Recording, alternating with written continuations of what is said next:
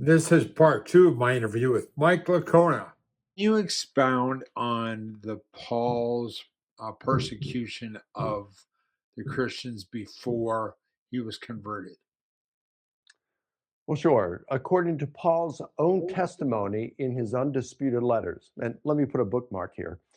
When we say Paul's undisputed letters, there are 13 letters attributed to Paul in the New Testament.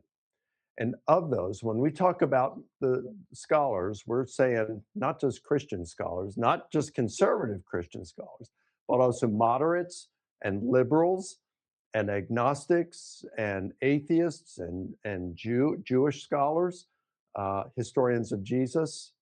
We're taking all of these, hundreds and hundreds of them that are commenting on these things. They've written on these. They thought it was important and interesting enough that they write on these things. All right.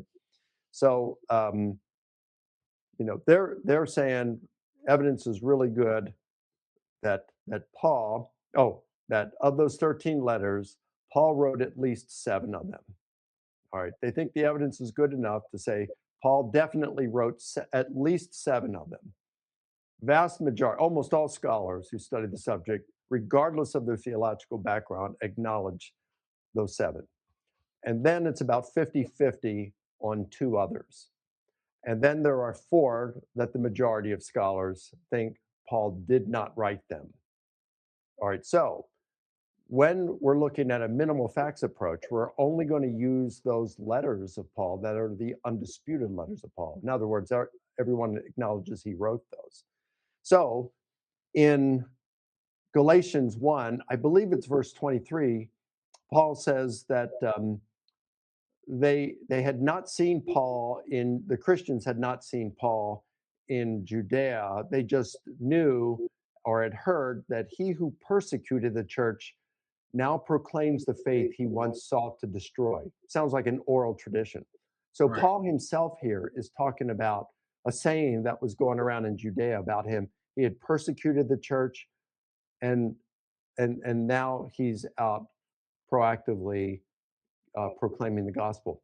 You have Paul in Philippians, I believe it's Philippians chapter 2, maybe it's chapter 3, where he gives his resume. And he says, look, I was circumcised the 8th day of the nation of Israel, the tribe of Benjamin. I'm a Jew's Jew. As to the law, a Pharisee. As to zeal, I persecuted the church. As to the righteousness which is in the law, found blameless. So he's given his pre-Christian resume there, but he acknowledges being a persecutor of the church. In 1 Corinthians 15, another undisputed letter of Paul, he says, I don't know, somewhere between verses 9 and 17, he talks about how he's the least of the apostles because he persecuted the church. So Paul, in his undisputed letters, says that he persecuted the Christian church. And he also talks about how Jesus appeared to him, that he had seen Jesus. That's in 1 Corinthians 15, verse 8. Last of all, as to one untimely born, he appeared also to me. In 1 Corinthians 9, he says, have I not seen Jesus? And then you have this narrated in the book of Acts, how Paul persecuted the church and the appearances of Jesus, Jesus appearing to him in Acts chapter 9. And then Paul reiterates this, at least Luke giving Paul's story in chapter 9, 22 and 26. So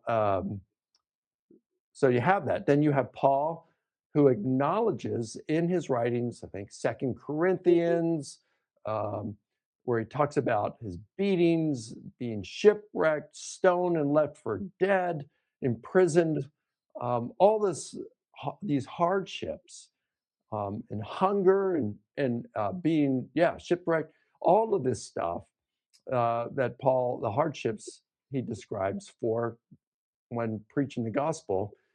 In 1 Corinthians 15, he talks about how he is under threat of death on a daily basis.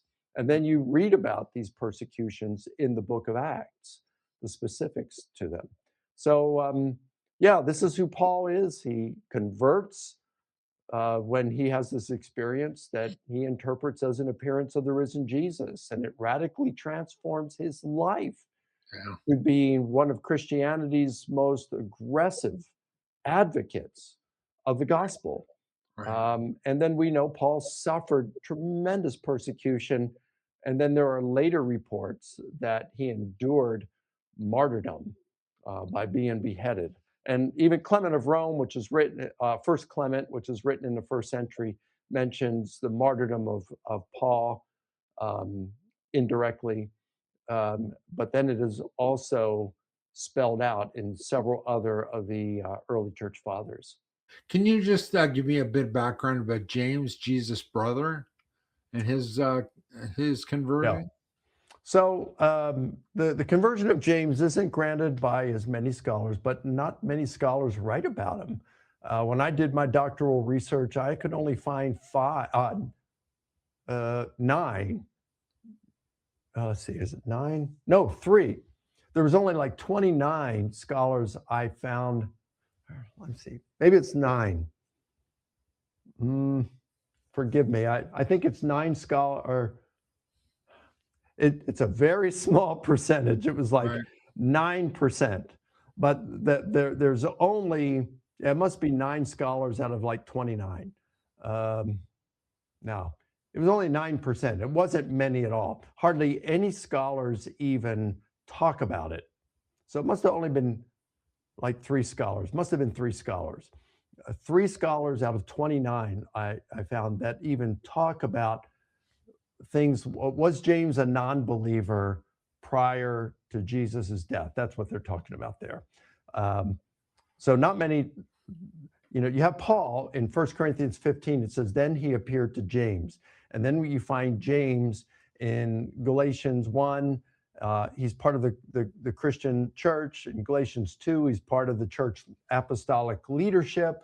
Josephus, Hegesippus, and Clement of Alexandria report the martyrdom of James, the brother of Jesus. So you have this, but what's of interest and what those three scholars out of the 29 that I found, what they don't acknowledge is that James was a non-believer prior to Jesus's death. The rest that do look at it, that they do think that Jesus was a non-believer if they comment on it.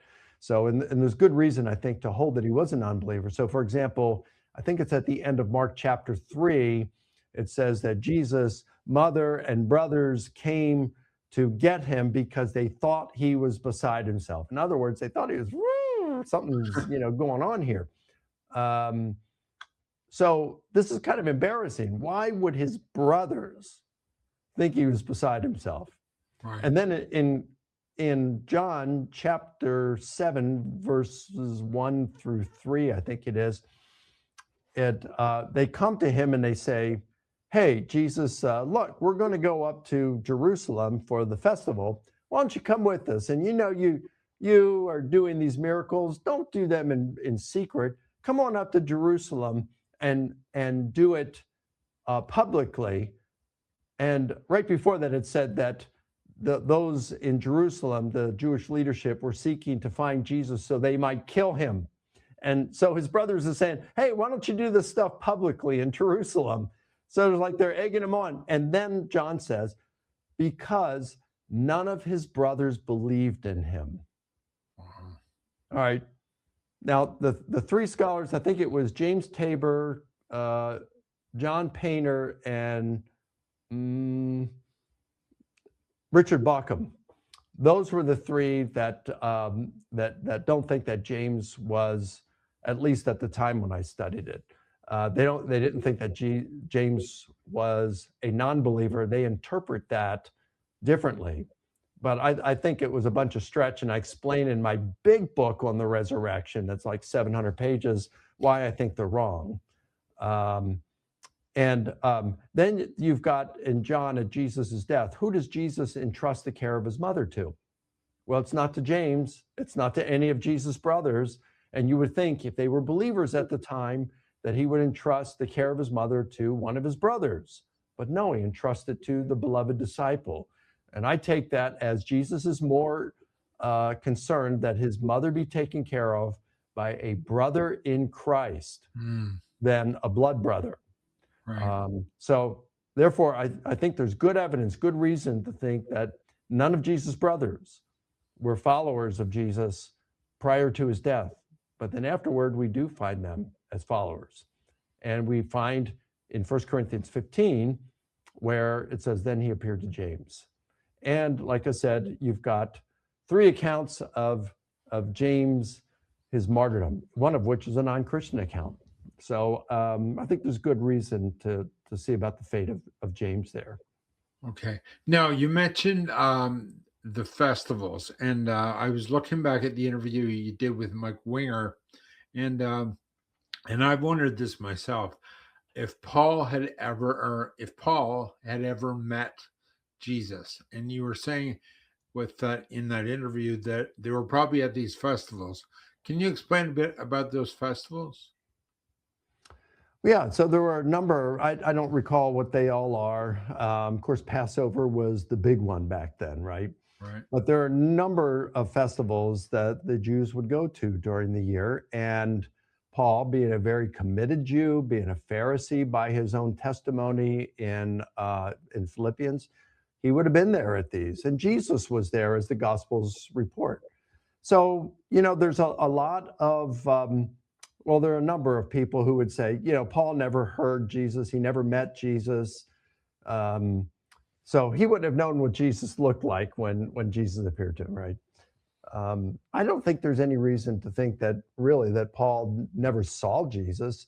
If Jesus was at these festivals and Paul would have been there as well, then if Jesus did preach publicly at these festivals and cause the commotion that he did, such as the overturning of the table, cleansing the temple, the week of Passover, and that he was brought before the Sanhedrin that took him before Pilate the next day. Well, and then he was crucified publicly. Are we to say Paul never saw Jesus? Did Paul not care about all this while all the Jewish leaders and the scribes and Pharisees were coming against Jesus? If this is as the Gospels report, and as Josephus reports, at the instigation of the leading men among us, that he means the Jewish leadership, at the instigation of the leading men among us, Pilate crucified him. So if Josephus is to be believed, if at least the bare facts of the Gospels are to be believed, then I think we have good reason to think that Paul was aware of Jesus. He may not have ever spoken with Jesus, but he probably saw him and heard him preach at some point. So that's what I would go with. I think that's more plausible than to state dogmatically that Paul never saw Jesus. Right. We just I think don't it's more have. probable that he did. Yeah, we don't have it written in the text, but it's easily inferred, right? Yeah. Click here to watch my interview part 3, and click over here to watch the full interview.